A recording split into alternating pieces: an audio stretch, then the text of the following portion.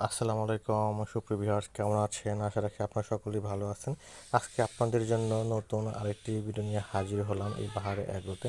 আর আজকের ভিডিওটি হচ্ছে কিছু চারা রোপণ। আমরা ইতিমধ্যে আমাদের কিছু জমিতে চারা রোপণ করার জন্য বেশ কিছু চারা নিয়ে এসেছি। দেখতে পাচ্ছেন এই চারাগুলো হচ্ছে বরই গাছের চারা। এর সাথে সাথে আমরা সার এবং কীটনাশক নিয়ে এসেছি ওই জমিটা প্রস্তুত করার জন্য, কেননা যে কোনো চারাই রোপণ করার পূর্বে আগে জমিটা প্রস্তুত করতে হবে। সেজন্য আমরা এখানে বেশ কয়েক রকমের সার এবং কীটনাশক দেবো জমিতে, তারপরে এই চারাগুলো রোপণ করব। দেখতে পাচ্ছেন চারাগুলো কতটা সতেজ, অনেক সুন্দর। যদি কিছুটা বেশ ছোট, তবে আমরা এই চারাগুলো এখন রোপণ করব না। চারাগুলোকে এখন রেখে দেবো, বেশ কিছুটা বড় হওয়ার পরে দেখা যাচ্ছে যে আপনার মাসখানেক পরে জমিতে রোপণ করব।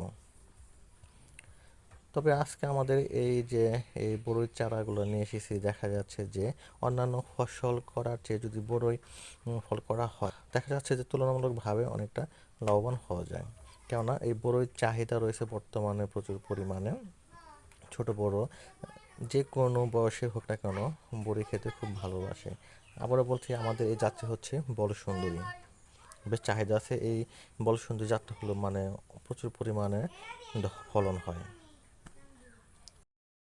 তো ভিউয়ার্স, আজকে এই পর্যন্তই। পুনরায় যখন আমার এই চারাগুলোকে জমিতে রোপণ করব, তখন আপনাদেরকে আবার দেখাবো।